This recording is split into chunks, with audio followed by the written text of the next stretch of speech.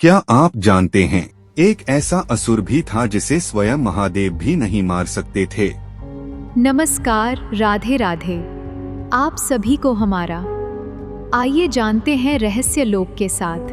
पुराणों में वर्णन मिलता है कि एक असुर था, एक नाम था अंधकर। कहते हैं वह अंधकार से उत्पन्न हुआ था। कुछ कथाओं के अनुसार वह स्वयं भगवान शिवा के पसीने की बूंद से पैदा हुआ। बचपन में वह अंधा था, इसलिए उसका नाम पड़ा अंधक।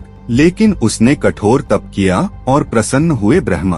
अंधक ने वरदान मांगा, मैं तब तक न मरूं जब तक मैं अपनी ही माँ पर बुरी दृष्टि न डालूं। ब्रह्मा ने वर दे दिया। समय बीता, अंधक शक्तिशाली होता गया। उसने तीनों लोकों में आतंक मचा दिया।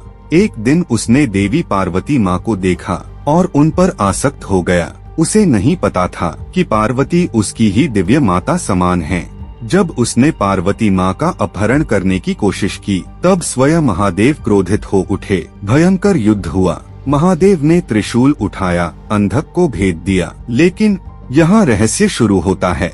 अंधक के शरीर से गिरने वाली हर रक्त की बूंद से एक नया अंधक पैदा हो जाता था। महादेव उसे मार ही नहीं पा रहे थे। तब देवी पार्वती ने अपना उग्र रूप धारण किया। कहते हैं उसी शक्ति से प्रकट हुई चामुंडा। उन्होंने अंधक का रक्त धरती पर गिरने से पहले ही पीना शुरू किया। अब महादेव ने अंतिम वार किया। इस बार अंधक पराजित हुआ। लेकिन कथा यहीं खत्म नहीं होती।